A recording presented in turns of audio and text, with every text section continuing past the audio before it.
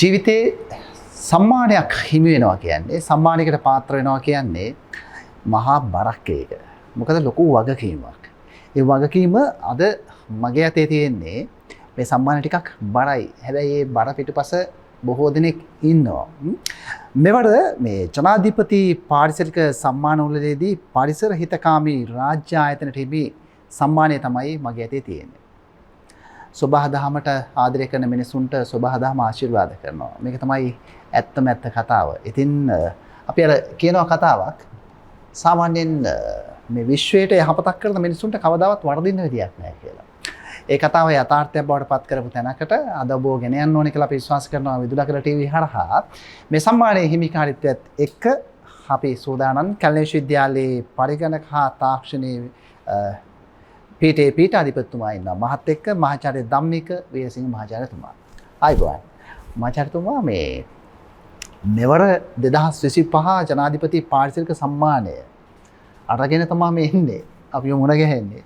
මට හිතුණා මෙහෙම දෙයකින් මේ කතාව පටන් ගන්න. ඇත්තටම මේ සම්මානය බරක් ලොකු වගකීමක්. කොහොමද ඒක දැනෙන්නේ ඇත්තට? ඇත්තටම අපි තාක්ෂණ පැත්තේ ඉන්න අය ඇත්තටම අපි එච්චර ලොකුවට පරිසරය ගැන උනන්දු නැහැ ගොඩක් කාලෙකට ඉස්සෙල්ලා. හරි. හැබැයි අපේ පීඨේ ආරම්භ කරලා ඇත්තටම අපි ආරම්භ කරලා පටන් 2016 පටන් ගත්තේ. පටන් අරගෙන අපි කටයුතු කරා යනකොට අපිට ඇත්තටම කිව්වොත් ඉන්න දැනක්වත් තිබුණේ නැහැ.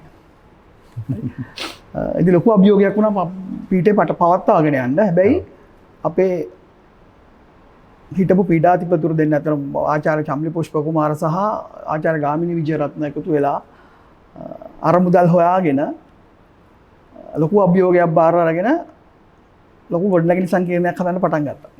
හරි. ඇත්තටම ඒ අභියෝගේ ජය ගත්තා. ඇත්තටම මම දැන් ලංකාවේ කිසිම රාජ්‍ය විශ්වවිද්‍යාලයක නැති ගොඩනැගිලි සංකීර්ණයක් අපි ළඟ තියෙනවා දැන්. ඔව්. හරි.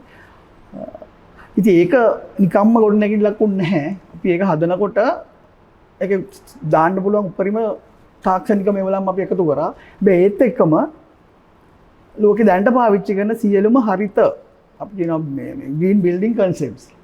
හරිත ගොඩනැගිලි සංකල්ප අපි ඒකට එකතු කරා. හරි. ඉතින් ඒකේ අවසානයක් විදියට තමයි අපිට ඉස්සෙල්ලා තමයි හොඳ green rating සම්පූර්ණ ලංකාවේ. ඒත් එක්කම මම හිතන්නේ ඒකේ අතුරුපාලයක් විදියට අපිට මේ සැරේ රාජ්‍ය ආයතනයකට මම හිතන්නේ විශ්වවිද්‍යාලයකට පළවෙනි වතාවට මේ රන් සම්මානය හම්බුණා. මේ ජාතික රන් සම්මාන. ඉතින් මම හිතන්නේ අර අපි එකතු වෙලා වැඩ කරපු බොම් පොඩි ටීම් එකක් හිටියේ. ටීම් එකේ කැපවීම සහ ටාගට් ඇචීව් කරන්න ඕනවත් තිබ්බා. ඒකත් එක්ක ගිහිල්ලා අපි මම හිතන්නේ හම්බුණා. ඔව්. දැන් හර අපි ඒකයි කිව්වේ සාමාන්‍යයෙන් මේ සම්මානය අපිට හරි බරයි. කැලණි විශ්වවිද්‍යාලයට හරි වටිනවා. මොකද ඉතිහාසයේ පළවෙනි වතාවට අපි මේ සම්මානයක් හිමි කරගන්නේ.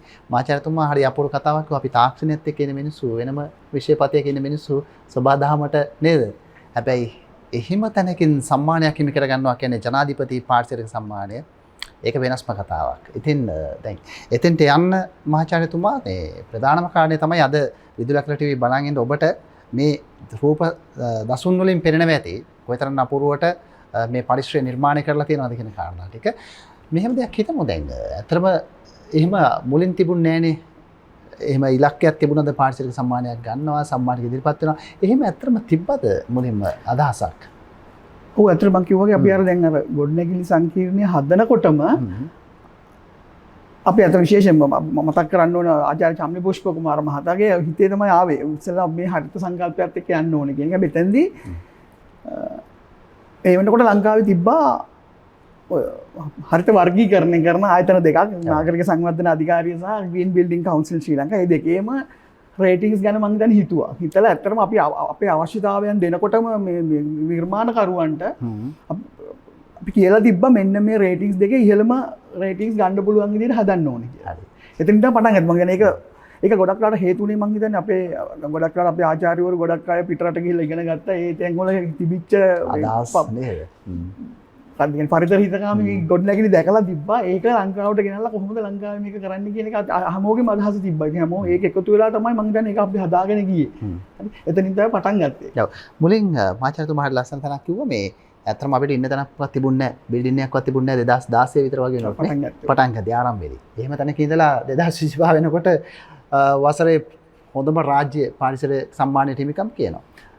අභියෝග තිබුණේ නැද්ද ඔය ගමන් මගේ උතෙන්ට යනකොට? දැන් මොකද අර කිව්වා වගේ විදේශීය රටවල දපු අත්දැකීම් ගණනාවක් එකතු කරගෙන මහා ඥාන මණ්ඩලයක් තමයි මෙතන ඉන්නේ මේ දෙපාර්තමේන්තුව ඇතුලේ.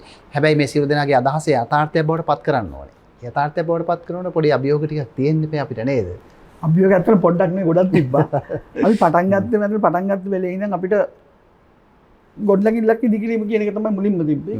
බෙතෙන්දි ගියාට පස්සේ අපිට ඇත්තටම වාසනාවකට අපිට ආසියානු සංවර්ධන බැංකුවේ විද්‍යා තාක්ෂණ මානව සම්පත් සංවර්ධන කියන ව්‍යාපෘතිය යටතේ මුදල් හම්බුණා.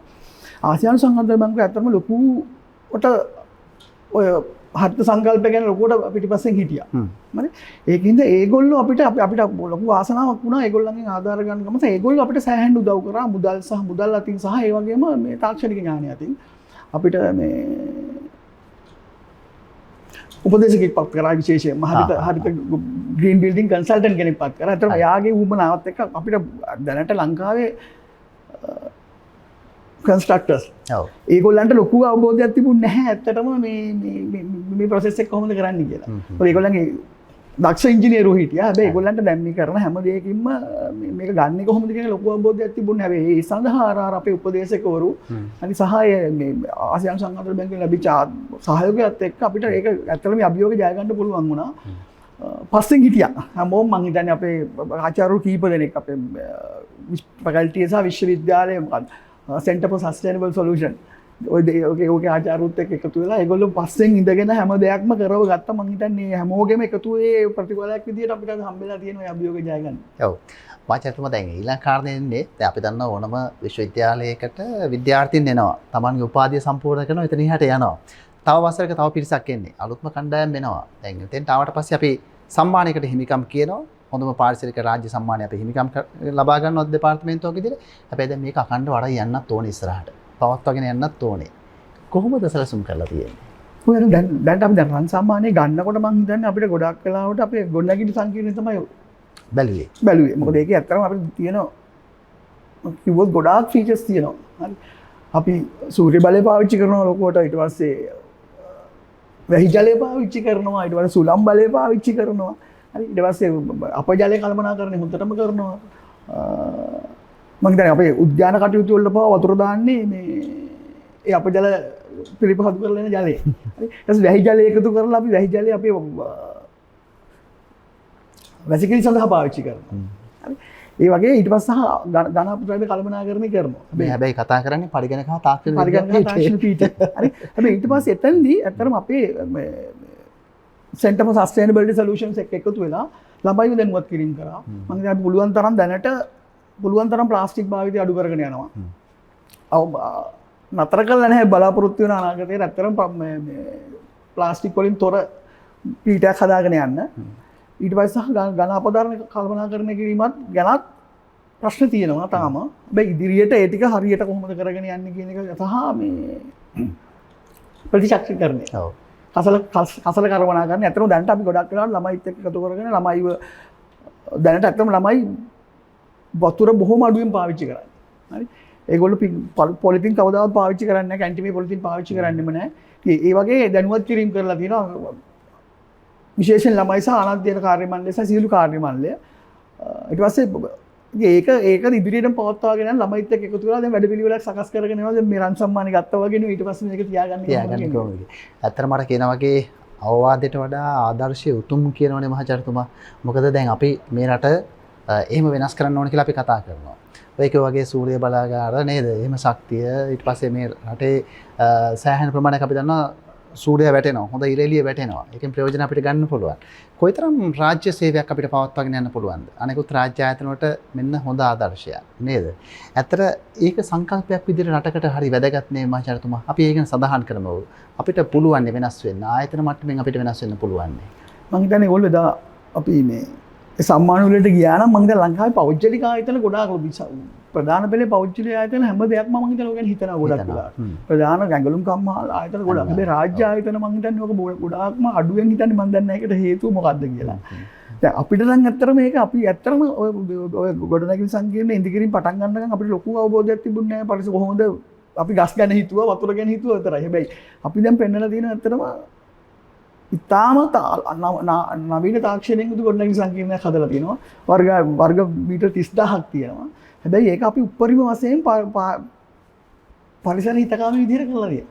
මම දැන් කරන්න බැරි කමක් නැහැ. අපි අනික තමයි අපි පාවිච්චි කරන ඇත්තටම ග්‍රීන් බිල්ඩින් කන්සෙප්ට් කියවුවාම කරන්නේ පරිසර හිතකාමී වෙන්න ඕනේ සහ තියෙන සම්පත් කාර්යක්ෂමව පාවිච්චි කරන්න. ওই දෙක තමයි තියෙන්නේ. ඒක දැන් අපි ඩිසයින් ස්ටේජ් එකේ කරන එක ඇත්තටම ඕනම බිල්ඩින් එකක් කාට හරි අලුතෙන් බිල්ඩින් එකක් හදනකොට ඔය කන්සෙප්ට් ටික ලේසියෙන් පාවිච්චි කරන්න පුළුවන්.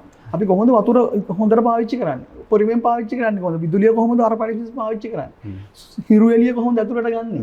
හරි වාතාශ්‍රය ඇතුළට ගන්නෙ කොහොමද? එයා කන්ඩිෂන් එක අඩු කරලා වාතාශ්‍රය කොහොමද ගන්නෙ? සහ අපේ ඇත්තටම අපේ තව තියෙන එකක් තමයි මේ කන්ට්‍රෝල් කරන්න පුළුවන් අපිට ඇත්තට මුළු බිල්ඩින් එකේම AC එකම අපිට එක තැනකින් ඔෆ් කරන්න පුළුවන් හවසට. කවුරු ඔෆ් දාලා ගියත් සමහරවිට හවසට ඔටෝමැටිකලි ඔෆ් වෙනවා AC ටික. හරි ඒ වගේ දේවල් ඇත්තටම මහා ලොකු දේවල් නෙමෙයි. හරි ලංකාවේ අපි කවුරුත් එහෙම තාක්ෂණය සම්බන්ධ විශේෂ තාක්ෂණික දැනුම තිබ්බේ නැහැ. අපි ඒව කරා. ඒක ඕනම ආයතනයක අලුතෙන් පටන් ගන්නකොට ඒ ටික කරන්නත් පුළුවන්. ඊට පස්සේ පටන් ගත්තට පස්සේ කරගෙන යනකොටත් මම කියන්නේ ඕනකම තියෙනවා නම්. හරි කැපවීම පොඩ්ඩක් තියෙනවා නම් වැඩිපුර අපිට මං හිතන්නේ ඒක කරගෙන යන්න අපහසුයක් නෑ. ලේසියෙන් කරගෙන යන්න පුළුවන්. මාචාර්යතුමා මම ඇත්තටම දන්නේ නැහැ මේකේ නීත්‍යානුකූල පසුබිම මම ඇත්තටම දන්නේ නැහැ. නමුත් මට ඒක අහන්න හිතුණා.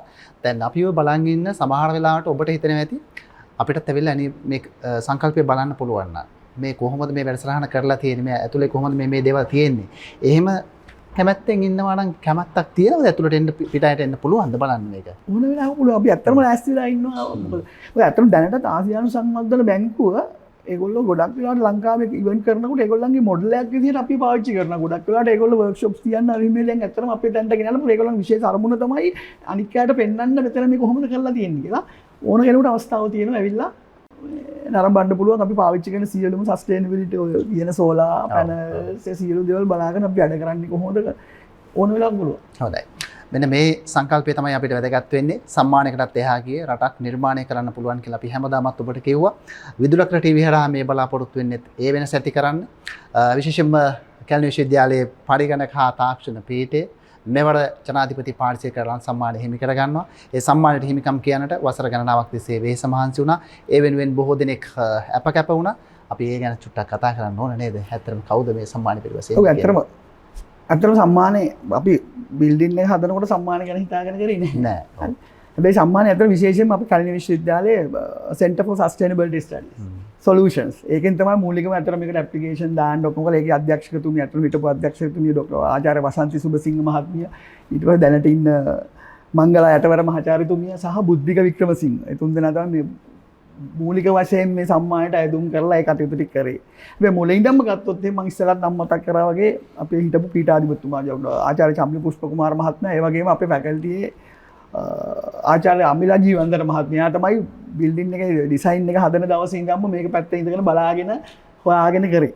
ඊට පස්සේ ඇත්තටම තව කීප දෙනෙක් උදව් කරා. ආචාර්ය චානක උදයංග, ආචාර්ය ශකිලා පතිරණ වගේම ආචාර්ය ශාක්‍ය බණ්ඩාර ඒගොල්ලොත් ලොකු උදව් කරා. ඒගොල්ලෝ එදා ඉඳන් බිල්ඩින් එක 2018 19 පටන් ගත්ත දවස් ඉඳන් මේ දක්වා වෙනකන් තාමත් හැම එකක්ම හොයලා බලගෙන ළමයිත් එක්ක කරනවා. ඒ වගේම තමයි අත්‍තරම විශේෂයෙන් මතක් කරන්න ඕන ආසියානු සංවර්ධන බැංකුවෙන් අපිට දීලා හිටියා මම ගෝගේ ග්‍රීන් කන්සල්ටන්ට් කෙනෙක් මෙලනි තිලකරත්. නැත්නම් එයා ලොකු වැඩ කොටසක් කරා. මොකද ඇත්තරම කොන්ට්‍රැක්ටර්ට තිබ්බේ නැති ඥානයක් ගොඩාක් ගෙනල්ලා දුන්නා. දීලා ඇත්තරම මේ වැඩ ටික මෙහෙම වෙන්න ඕනේ කියන එක කරා. ඒ වගේම තමයි එතන හිටියා තවත් අපේ ව්‍යාපෘති ඉංජිනේරුතුමිය ප්‍රීදර්ශනී ලියනගේ මහත්මිය. එතුමිය සෑහෙන වැඩ කොටසක් කරා මේ අර දීපු කන්සෙප්ට්ස් ටික ඇත්තටම මෙතන ඉම්ප්ලිමන්ට් වෙනවා කියලා බලන්න. ඒගොල්ලන්ට විශේෂයෙන් ස්තුතිවන්ත වෙන්න ඕනේ. සා විශ්වවිද්‍යාල උපකුලපති සහ ලේකකාධිකාරීතුමාට සහ ඇත්තටම ගත්තොත් ෆැකල්ටි ඇත්තටම මේක ටීම් වර්ක් එකක්. සහ අපේ කවුද? නියෝජ්‍ය ලේකකාධිකාරීතුමිය සහ අපේ නන්නකරණික ස්ටාෆ් එක ලොකු කැපකිරීමක් කරා. පහුගිය දවස් ටිකේම දිගටම මේ හැම වෙලාවකම පෙන්වන්නේ කසල කලමනාකරණ නිසා ඊටු සියලු දේවල් හරියට කරගෙන යන්න. සහ සමස්තයක් වශයෙන් ගත්තාම ෆැකල්ටි සියලුම දෙනා අධ්‍යයන සහ අනධ්‍යයන කාර්ය මණ්ඩල එකා වගේ වැඩ කරලා තමයි මම දැන් මේ රන් සාමාන්‍ය හම්බුනේ හැම දෙනාටම එක විදියට ස්තුතිවන්ත වෙනවා. ඔව්. ඒ ස්තුතිය ඒ විදිහට ලැබෙන ගමන්ම මෙවර ජනාධිපති පාරිසරික සම්මානය අපි මේ විදිහට ලබා ගන්නවා කියන්නේ විශ්වවිද්‍යාලයේ පරිගණක හා තාක්ෂණ පීඨය. ඉතින් මේ තියෙන්නේ රටට ආදර්ශයක්. ඕන කෙනෙකුට අපි ආරාධනා කරනවා එන්න විවෘතව බලන්න මේ වැඩසටහන හරහා ඔබට යම් අදහසක් තිබෙනවා නම් මේ රට වෙනස් කරන්න පුළුවන් කියලා අපි කියන වෙනස් කරන්න පුළුවන් කියලා. හිතන එක විතරයි තියෙන්නේ. හිතන මිනිසුන්ට පුළුවන් අලුත් රටක් නිර්මාණය කරන්න. බොහොම ස්තුතියි පීඨාධිපති පරිගණක හා තාක්ෂණ පීඨය කියන්නේ විශ්වවිද්‍යාලයේ මහාචාර්ය තම්මික වීරසිංහ මහාචාර්යතුමාට ඔබතුමාගේ සම්මානය මේ සම්මානය පිටපස්සේ බොහෝ දෙනෙක් ඉන්නවා. ඒක ඔබතුමා හරි අපුරට පැහැදිලි කරා. අපිටත් ආඩම්බරයක්. ඒක රටටත් ආඩම්බරයක්. ඒ නිසා බොහොම ස්තුතියි අද පැමිණියාට. ආරාධනා කරනවා ඔබට හිතන්න අලුත් තැනකින් ජීවිතේ ලියන්න පුළුවන්. ඒ නිසා එකතු වෙන්න යම් ආකාරයකින් අදහසක් තියෙනවා නම් කමෙන්ට් එකක් විදිහට දාන්න. මේ වීඩියෝ ෂෙයා කරන්න. එහෙම නැත්නම් අපිව සබ්ස්ක්‍රයිබ් කරලා නැත්නම් ඔබට පුළුවන් සබ්ස්ක්‍රයිබ් කරන්න. තවත් දවසක මුණ ගැහෙන්න.